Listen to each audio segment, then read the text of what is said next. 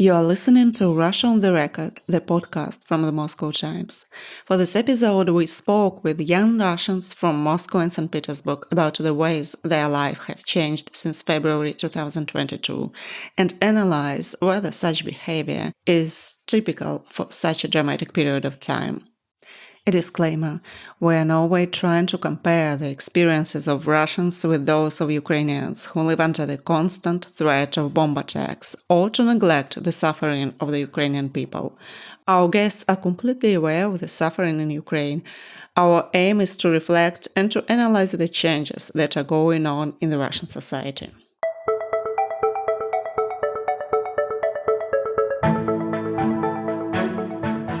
Vera and Tatiana from Moscow and Denis from St. Petersburg shared how their lives in Russia have been impacted since last February.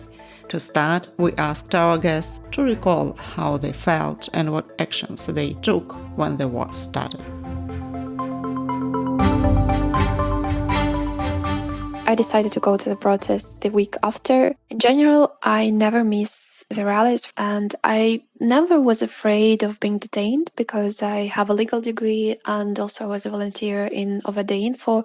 It's a human rights defense project, so I always knew how to get help if something happens to you. So I was feeling quite safe when I went to the center. It was the first Saturday of the march, and it was horrible because when I went to the center and I saw that the people, they are the same, they were happy, sitting in the restaurant, sipping wine, like nothing happened. And I was shocked because, okay, I understand that you're afraid of the police violence, but at least you can show some solidarity and just don't have fun in public. Because when I was sitting in my apartment, I thought that everyone in Moscow is like me, going through a mental breakdown and watching the news. So I was surprised that some people just continue their normal lifestyle. And another thing that upset me is, of course, that the crowd was quite small and there were more police than actually the protesters. There was one very powerful moment for me when I was running from the police and I hid in a small church in the Red Square. Normally I don't go to church because I'm an atheist, but on that day, for me, it was like a shelter and it was warm and I just burst out in tears and I was crying and speaking to God, why is this happening? I was looking through the window at the Red Square. It was empty, only the police were there. February last year, I was shocked. I think as everybody, and even though they were talking about this, the majority of people never believed something like this is going to be true. So I was shocked, and 2 or 3 weeks later, I became more or less okay with this new reality. The first week of the war was, without exaggeration, the worst week in my life. I woke up and read the news and I was horrified. And I felt that connecting with people was the best way to cope with the situation, and even going to the protest on the first day of the war was a very important thing for me, even though I was scared and it was dangerous and policemen were all over the city. But I felt better after going there. Then I started volunteering next day after war began, and that gave me feeling of doing something to help people in this situation. And then after 5 days, we decided to leave because there were rumors about potential mobilization, and I have a partner who potentially could be mobilized. So we decided to just go to Armenia and see what would be going on. So we stayed there, and that helped a lot. After several weeks, I felt better. And I think moving to another country for a while and all the great people that I met in Armenia, Armenian people, Russian people who helped each other, who knew that we all didn't support the war, it helped a lot.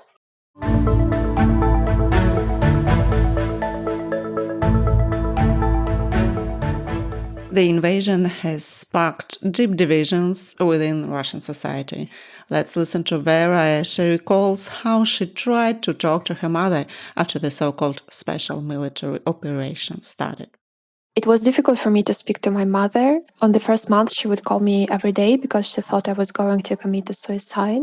And she was asking me, why are you crying? What happened? And I was trying to understand why she is not crying, because these are such tragic events. How can you be not touched by them? And it was strange to me because my mother in general is very supportive. But in this situation, I could feel that she's so cold.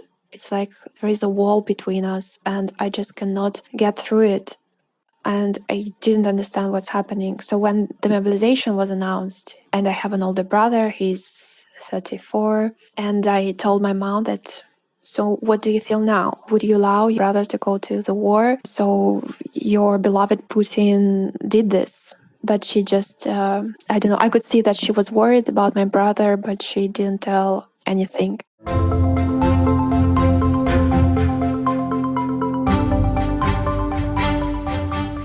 A few months from now will be 2 years since the start of Russia's military campaign in Ukraine.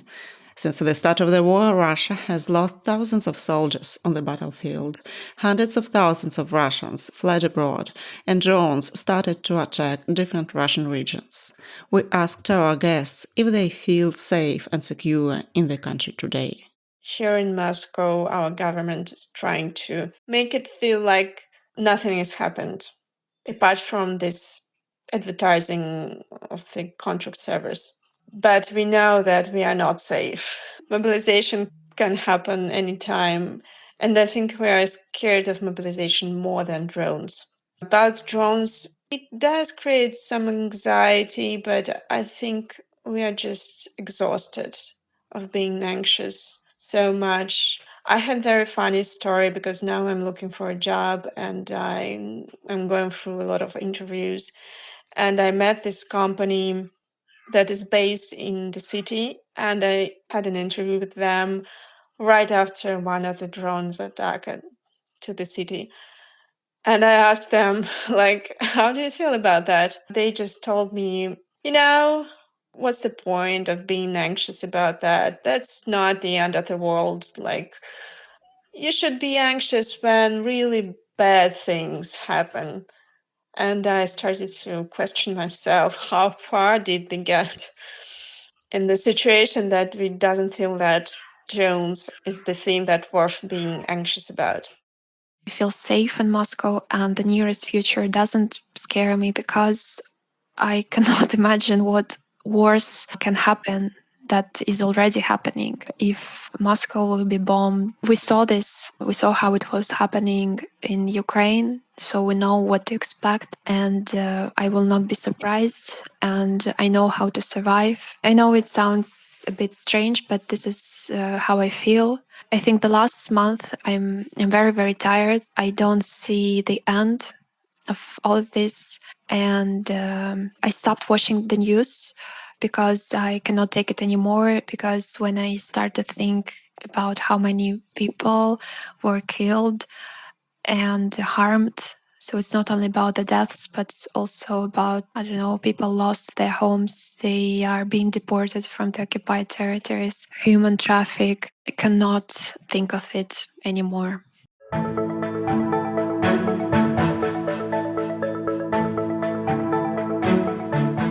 We also asked our guests if there were any major changes in their lives since the invasion. Let's listen to what Tatiana and Denis told us. It became difficult for business, so I ran my private company in international logistics, and of course it was a nightmare because majority of the shipments were coming from the EU and the United States, so our economy was very much oriented towards the Western countries. But we started to look for alternatives, and everybody started to look for new suppliers and new service routes. Very soon, some alternative routes emerged. And year after, I can say that yes, there is a huge impact on Russian economy, but some goods are sourced elsewhere, some delivered by use of different suppliers and different routes. But it's manageable, at least. So it's maybe difficult, but it's still manageable.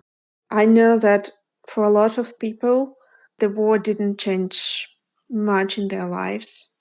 I think mobilization did change, but the beginning of the war for a lot of people didn't change much in their lives. As for me, I just lost my job almost immediately after the war began, because the company I was working for, it was an advertising agency who was buying advertisement traffic from Facebook and Instagram. So once Facebook and Instagram blocked in Russia, we just lost our income.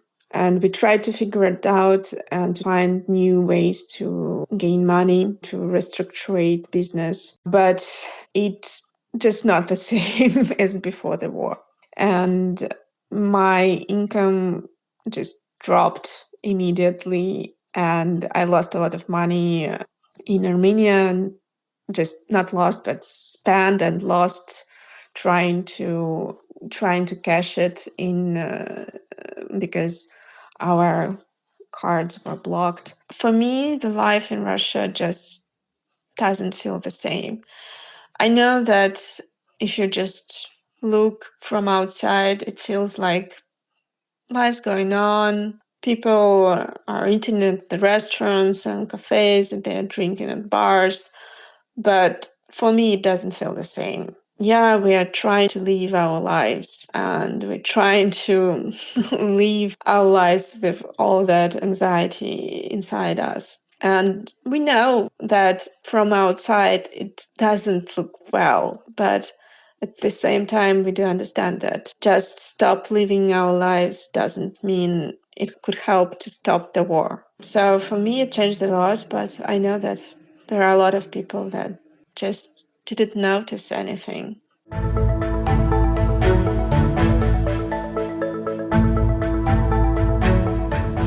Today, Russia is the most sanctioned country in the world and one of the most isolated. Russians have limited options for traveling to other countries, but not all Russians feel concerned by this. As for life in day-to-day mode, it hasn't changed much, at least for me, because I used to have a modest life. I have it right now. So I didn't want to travel much abroad, so I don't feel restricted right now. Some products became more expensive and more difficult to buy. My family wasn't connected to foreign trade or something like that.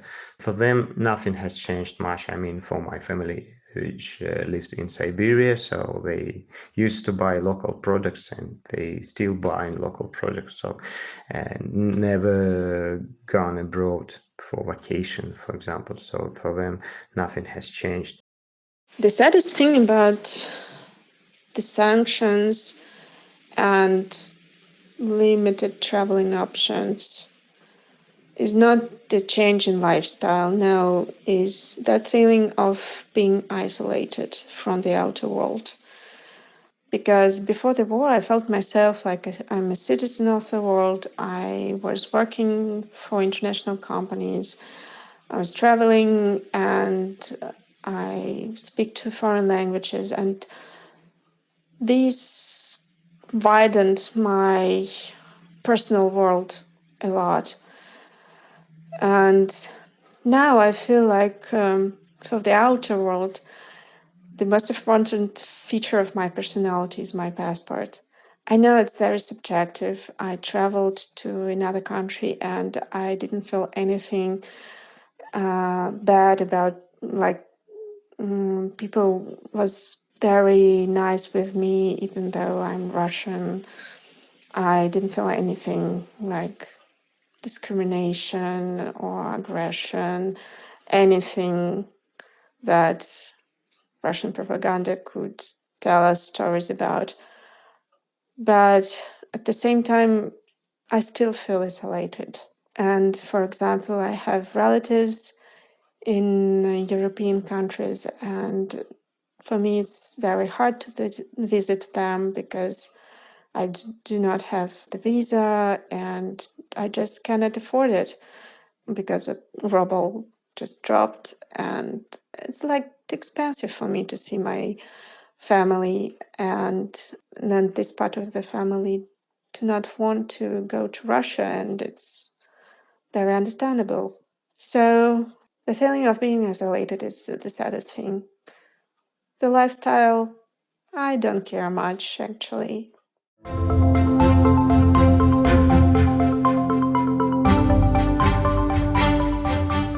For a foreigner or a Russian expat, life in Russia today seems to be very risky, challenging, and full of dangers. I'd like to conclude this part of the podcast with Tatiana's impressions of her return to Russia after a short immigration to Armenia.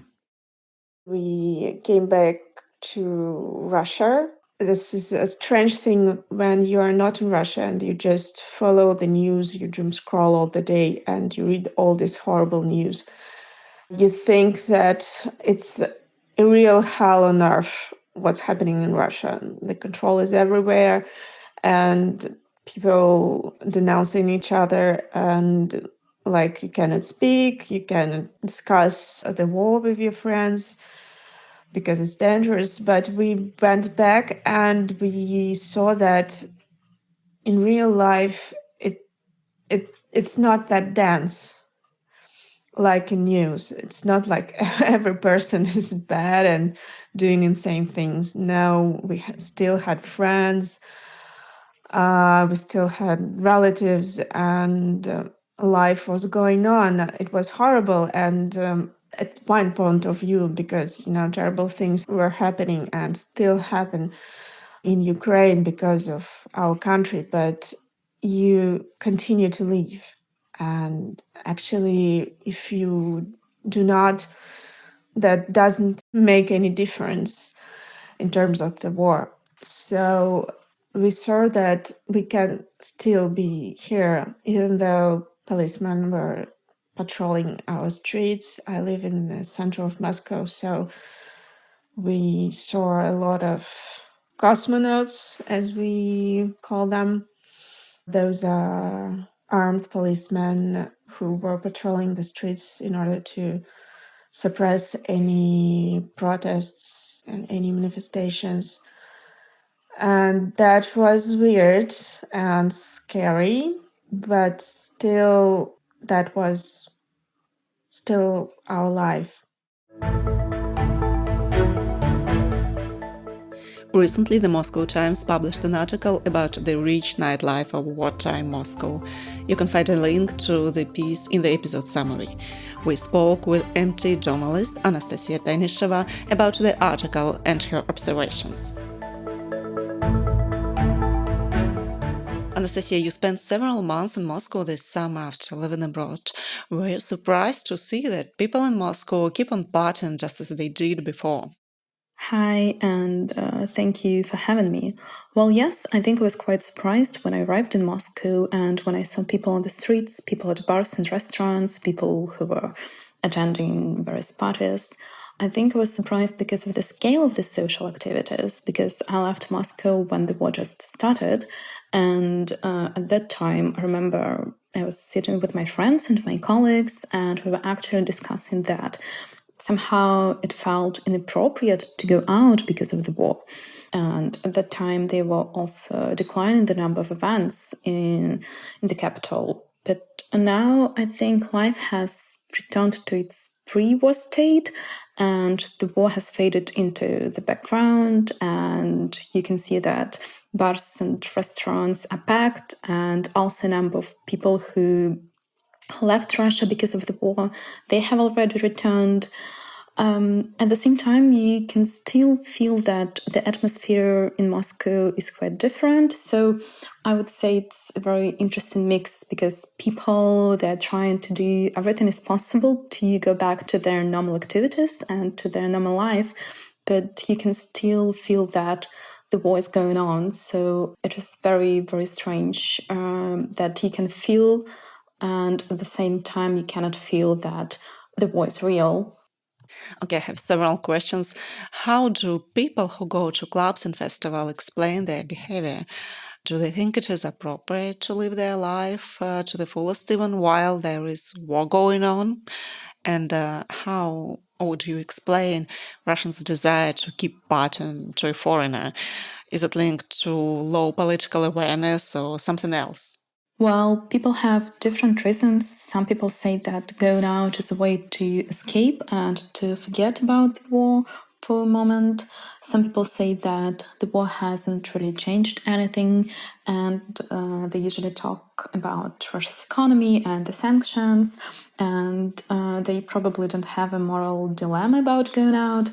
But activists or those people who are against the war, they also say that it's impossible to be involved in such activities 24/7, and they also need some time for rest.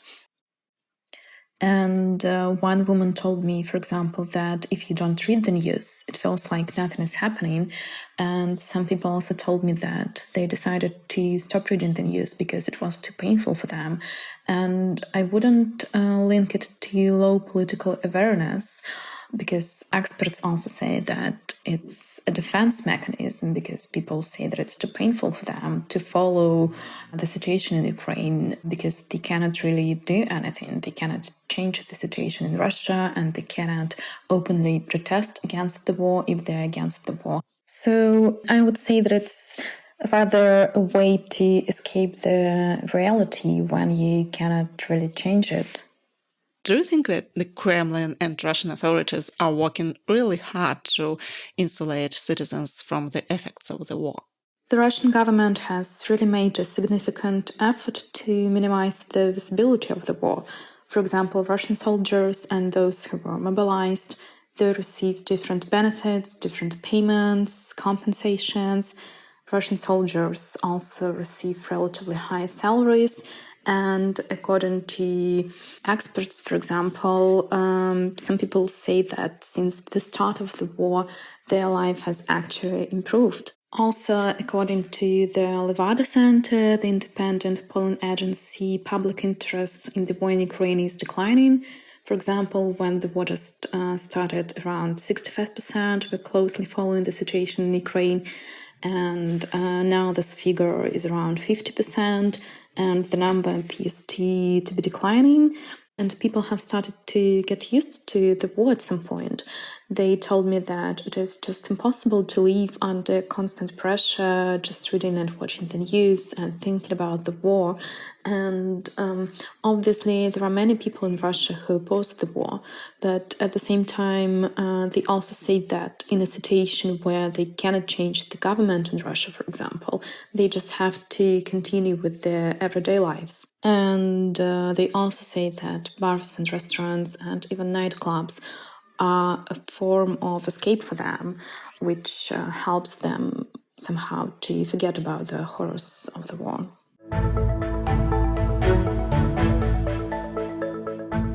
To sum up this episode, we speak with Denis Volkov, director of the Levada Center polling agency, about the moods and trends in Russian society during the war.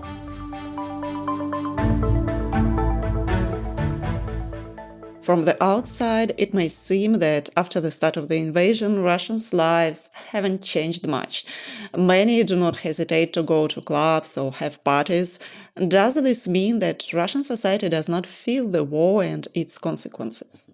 Well, I think that for many people, the life haven't changed very much. And I think that outside of big cities, it may actually improve because the state supported state employees, and we saw that pensions and salaries of budgetary workers were increased. Also, we should take into account the amount of money paid to those who participate in this special military operation, how it is called in Russia, which is very big. If we have median salary in Russia now about 50,000 rubles, monthly payment for the soldiers is 4 times bigger or even more.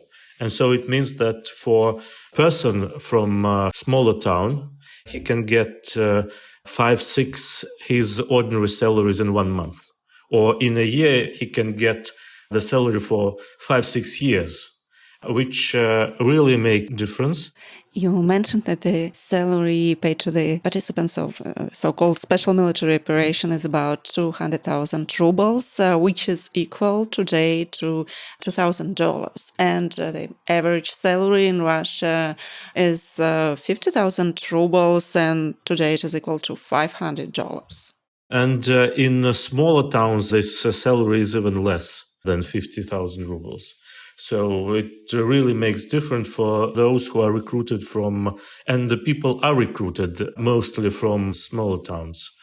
So we ask our respondents in focus groups and in surveys, asking open-ended questions, and we get answers like this. So you are saying that life is improving. Why are you saying this? One woman said recently, my son is at war. He is sending money back home. So this is the reality. And of course, in the biggest cities, we saw that living standards maybe dropped a little bit. But people in biggest cities have enough resources to adapt to the situation. So if you're in Moscow and if you are going along the streets like Nikitsk or others, or Malaya Bronne, for example, the restaurants are packed. And recently I saw the comparison on YouTube of Malaya Bronne and Soho in London. Very similar. So you won't even know that this is the country who is engaged in a war. So is Russian society unique in this regard? Are there any international examples? So examples in Russian society where people behaved differently during a time of war? I don't think that Russian society is different. Of course, we all saw these photos during the Second World War, German troops entering Paris and people sitting in the cafes. But to have some measurements that we can compare, I think we can turn to presidential ratings. Though maybe it's not exactly a situation, not exactly the same. But if we look at the ratings of Putin, who right after beginning of the war went up to 83%. In 2014, it went up to 89%. And we can compare it with the presidential rating of George H.W. Bush during the Persian Gulf War in early 90s. And his ratings went up to 89% as well. So in this sense, our society is not unique. And we saw the same rally behind the flag effect at the beginning of fighting. And also, I think we should mind that the government, Russian government, takes a lot of effort to make Russia not feel the war. So increasing salaries, stabilizing national currency. And also, I think the important period was right after the sanctions were introduced. And we saw in late February, probably beginning of March last year, when we saw the signs of panic. First of all, in biggest cities. In biggest cities, because there people had some savings in international currency, in dollars and euros. Not many people actually had such savings, not more, I think, than 10% of population. So they started to withdraw money from the banks. We saw this happening, but then the government increased the interest rate, I think, to more than 20%, and it killed the panic. And people began to return their money to the banks. And if it was not so, if the government was not successful in killing the panic, I think, and if the economy was lying in ruins now, we would have very different moods. But they were successful in doing so. How have Russians adapted to the consequences of sanctions? Do they feel their impacts in their daily lives today? Not really. We saw that first in March last year, there was initial shock. And people were afraid that there will be huge problems and living standards may drop considerably. It didn't happen. And first of all, we must understand that the biggest effect of the sanctions came as inflation. This really affected the economy, affected the lives of Russians, and not only living in bigger cities, throughout the country. But this was the major effect, and you can remember that prices went up 10-15% up in 1 month in spring last year, and then they started to actually go down. And the inflation at the end of the year was around 12%. So it was rather noticeable, but it came in one shock. And then people started to adapt, economy started to adapt. And other sanctions, other effects of sanctions were pretty small. Because if we speak about the brands leaving Russia or ban on international traveling, it actually affected only small portions of Russians living in bigger cities. Those who consume these brands, these Western goods, the majority haven't. And not even all provincial centers had McDonald's. Sometimes you can go and conduct a focus group and ask what is happening, what about McDonald's? People saying, well, no McDonald's, so we are not that affected.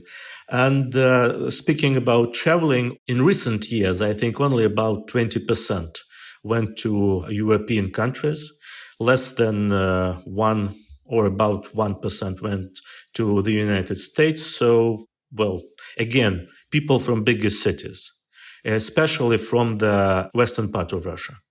But the majority haven't even been to Europe. So in this sense, they were not affected. It was actually westernized groups and sympathetic to the Western way of life, Western values, who were affected by this. And the majority didn't notice.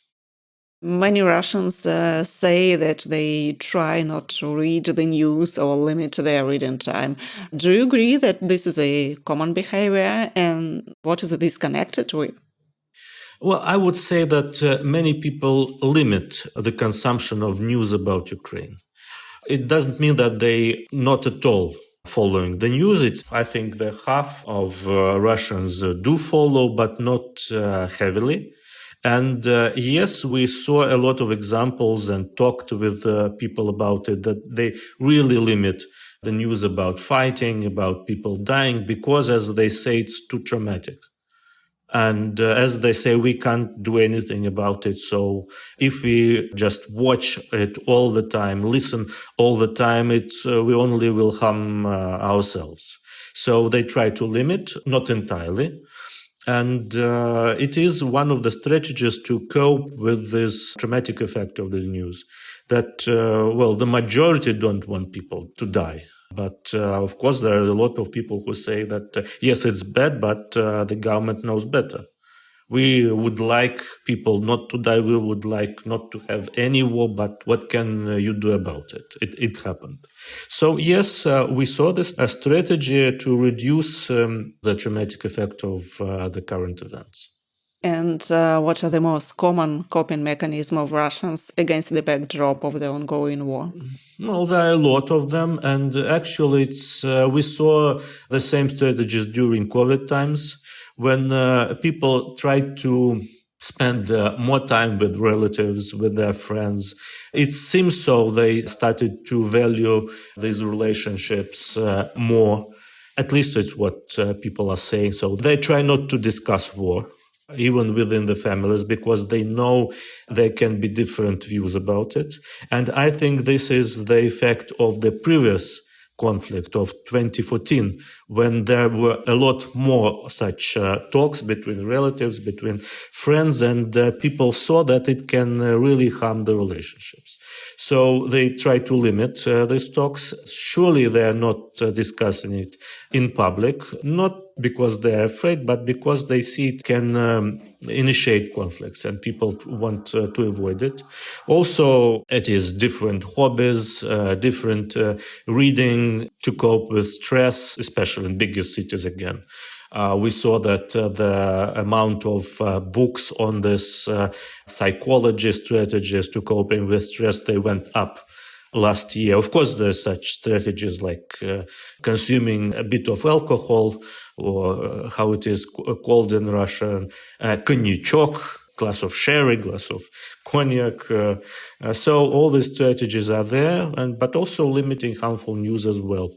And yes, it's what people were trying to do. And we had a lot of talks about it in focus groups last year. People were saying themselves, trying to explain how they cope with what is going on. You mentioned that the Russians try not to talk politics within their families. Can we say that there is a generation gap in Russian society, that the older generation is more supportive of the government's policies while the younger generation is more oppositional? Or is it the division more visible between residents of large and small cities? For sure, we have a generational gap, though the difference are, I think, mild. And we surely see that the people who are older, they are more supportive. I think it is because they're more indoctrinated. They're watching TV more, and they know the government's position and they accept it. And younger generations, they are not more opposition-minded. They're not more supportive of Ukraine, but they're less supportive of their own government, of what it is doing. I think it's, again, like in each society, people who are more indoctrinated, who watch more of the news, of dominant news agenda, consume it and accept it, they are more supportive. And people who are not doing it or doing it much less, like younger generation, in Russia, who are more in the internet with all different kinds of views of what's going on. They're less supportive, but they're not, I can't say they're much more opposition-minded at the same time. So they're less indoctrinated. And so in those who consume news on Russian TV, which is still a main source of information, especially for older generation, news on TV are consolidated. Not much variations there about the points of view, of different views of what's going on. And at the same time, internet is too fragmented. No dominated agenda there. So people who are watching internet predominantly, I would say they have less clear picture of what's going on. At least they do not have any predominant view of what's going on and whom to blame for what is happening. To what extent do reports of a drone attack destabilize the mood among Russians? Could the ongoing attacks motivate Russians to protest? I would say that these drone attacks had the opposite effect on Russian public opinion, if they had any big effect on Russian public opinion, because in Moscow, the moods were pretty stable. And when we tried to speak about it with people in focus groups, the predominant response was, well, what happened? It was, we didn't know about it. It happened in some other part of the city and nobody killed. So why should we discuss it? Nobody got killed, so everything is okay. But at the same time, during these attacks, at least the phase when there are more of these attacks in Moscow, in biggest cities, I would say we saw that the public opinion became a bit more hostile towards Ukraine. Because the effect is that these attacks might destabilize the normal life, and people don't want their lives to be destabilized. So actually, I would say that we had the opposite effect, a negative effect, that people became more consolidated behind the government. But again, we should not overestimate this effect because it was pretty limited. If we look at the border regions, the situation there is much more serious. But if we look at the public opinion polls, one of our colleagues were making public opinion polls on the border regions, and they saw that the public opinion there was much more consolidated against Ukraine. So they were much more hostile because this was threatening their daily routine. So this might be effective. There would have been more such attacks. And what needs to happen for the behavior of Russian society to change against the backdrop of war? Well, we tried to formulate it even last year, and having in mind the reaction of Russian society towards initial destabilization of the economy, or how people reacted to the partial mobilization in September last year. So we see that mobilization, future mobilizations can make people more against of the war, of the fighting, because the majority don't want to participate. As long as the government let people live their normal life, the majority don't care that much about what is happening, and saying that the government knows better, it's for them to decide. So let the government, let Putin decide about the future. So this can affect the moods, and we see that the government understands it and try to avoid next wave of mobilization and try to draft people through volunteer networks. All these posters come and serve under the contract. A lot of them I would say, in many Russian cities. You can see it everywhere in Moscow. You can see these posters in other cities as well if you come. So this economic hardships, but again, the government, we saw, they invested enormously to let people live their daily lives as usual. So these two main factors that can affect the moods, and also probably the situation in the front. But again, as we see, the front is pretty stable for all this year, and the breakthrough of Russian troops in spring, when they took Bakhmut, it even for a short period again consolidated public opinion a little bit, but again, it's pretty stable. The moods are pretty stable. You don't see big variations in last year and a half, a little bit more, but it is stable because the government invested so much to keep this stability. So I think for next year and a half, or maybe next year, it can be as stable as it was. Maybe we can add one point about protest moods, because it's also sometimes a question, especially in the West, in the Western-speaking population.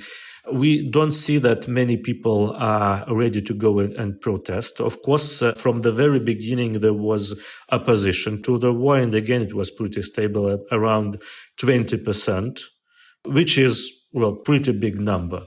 And if you look at those who would like to have peace talks, it's about half of population. But again, the majority say it's for the government to decide. But they would like the hostilities to stop.